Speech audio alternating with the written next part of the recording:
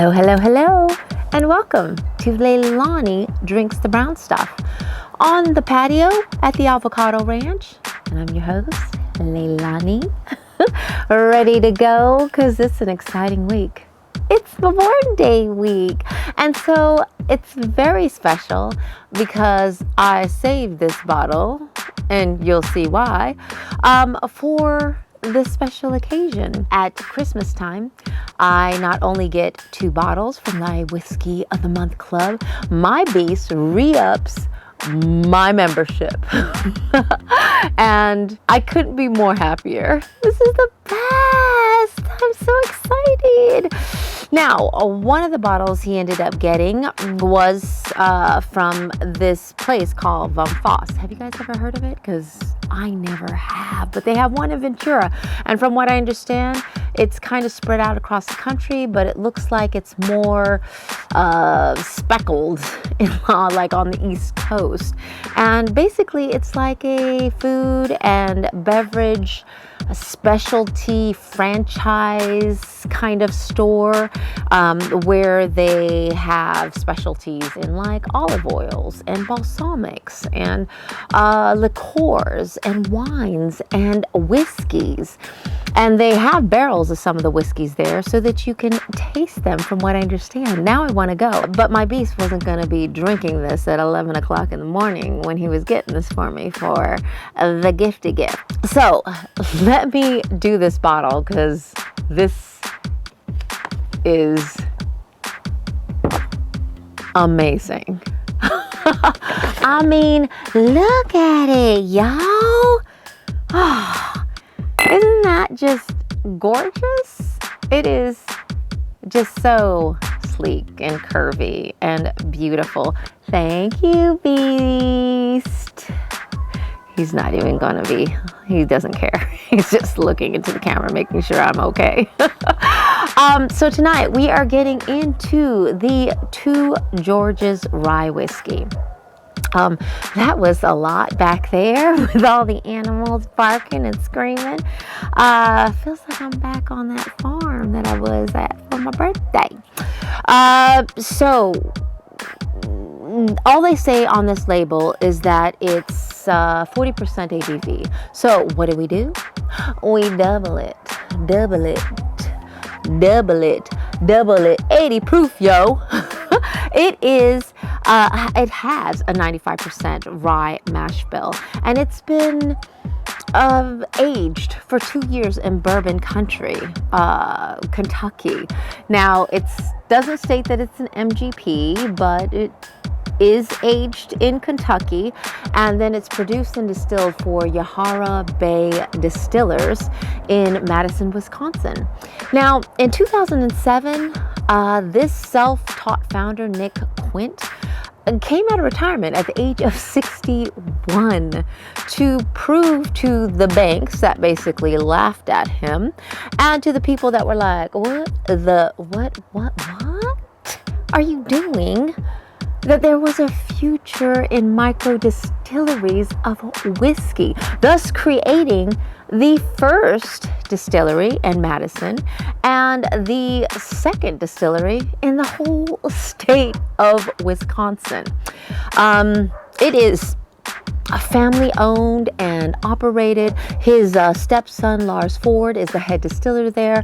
His wife, Catherine Quint, who is a watercolor painter in her own right, runs the art gallery at the distillery. And yes, they have an art gallery at the distillery where they basically feature some of the local great Wisconsin talent that they found. So yeah, whiskey and art do go together. It doesn't always have to be wine and art. It can be whiskey and art too. Now, this little business went from producing like 3 bottles to producing over 40. And now they are one of the largest import bottling business in the Midwest. talking about dreams coming true. Now, looking at some of the pictures, I saw that they had quite a few women that were part of this distillery. And they also had a couple of different ethnicities. So you know how much I adore and love when there's women and different ethnicities. It makes for really happiness on my end. It gives you a little bump up in the love of the whiskey. And was there something else I was going to say about them? Yes, they, which I mean by Nick and Lars, ended up getting their still from Germany, and they built it by hand, piece by piece, and they named the still Carl. Carl is the name of the still. I love it. And just so that you know, as a fun fact, 2 Georges, which I thought would be someone in the company or them or the founders or dads, it ends up being the name of 2 historical figures, basically, that makes up some of the history in the American whiskey distillation. And George Thorpe, who was like a 1650s preacher, was thought to be the first one to distill corn. And the second is, George, it's on the tip of my tongue, Remus. George Remus. He was a Depression-era gangster who basically kept the industry alive during Prohibition. I don't know how he did it, but I'm glad he did. You know how he did it. Well, I mean, I don't know how he really did it. But we all know pretty much what he possibly had to do during Prohibition to get it done. So good for you, 2 Georges.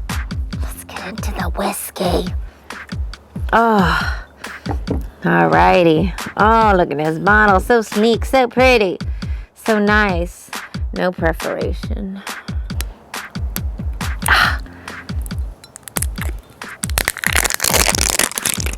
Oh, yeah. All right. Oh.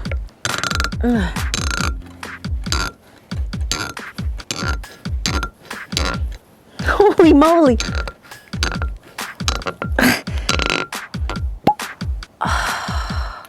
That was a lot of hard work for a baby pop, but I'm glad there was at least one.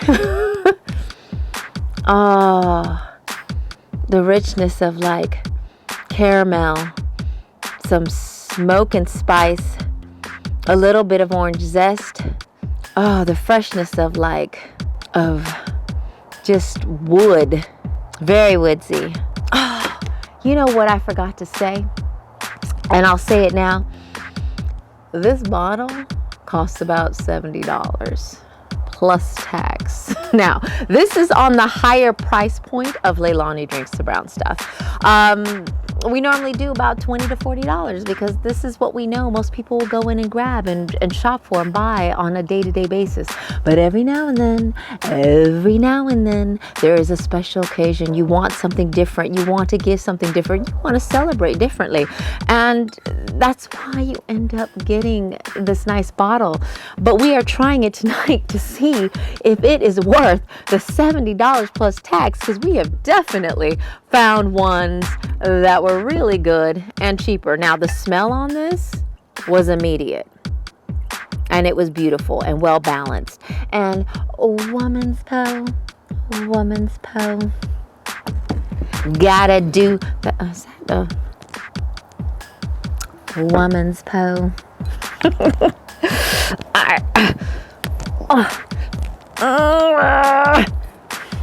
I'm keeping this bottle. This is beautiful. I'm gonna have to figure out what to put. That's like a decanter in itself. You just upped me a decanter, I think, at the same time, where I'll be able to put different whiskeys in. All right, let's see here. Now it is kind of a murky yellow color. It looks like it is unfiltered. Yeah. So that's always nice. It's cloudy. Oh, more of the orange zest. Like a lot swiveled at the top of that. But still clean. Still a little bit like rain. And I want to say fresh, like a daisy, and a crisp like honeydew melon. Let's do this. It has a little sweetness to it. I can definitely feel like there's that honey, light vanilla. The orange zest is coming through, but it is really easy on the palate, so not very heavy, and I feel like there's a black pepper spice just resting on the back of my tongue now. So it kind of has a nice little even flow. It's smooth, nice watery feel, very light for a rye, and again at 80 proof this is what you're gonna get, but still I can feel the hints of the cardamom and the little bit of cinnamon and then the black pepper at the very end. It's super easy and light for what I thought it was going to be. I don't like the orange zest smell, but usually that goes away after a little while. Let me try this. It doesn't knock me off my feet right now though. And that's what I keep expecting. Like just it to be like bam pow for $80. That's kind of usually what I'm expecting. Easy. It is an easy going whiskey. I'm perplexed. I think for $80, we're just gonna break it down, especially for me and the show. Like if this is what you've been drinking and you can throw away money and throw it around, then great. But for $80, that's a lot for most people, including me.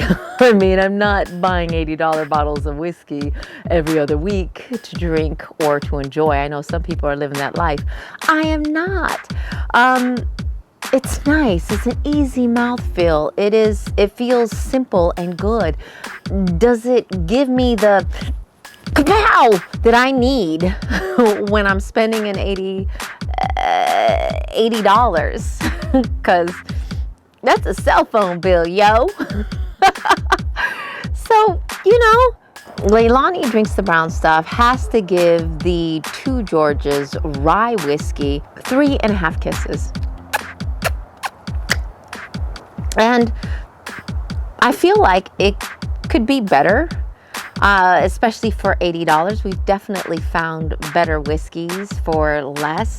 So I'm actually knocking it down a little bit, even though it's nice and smooth and easy, and I feel like it could open up.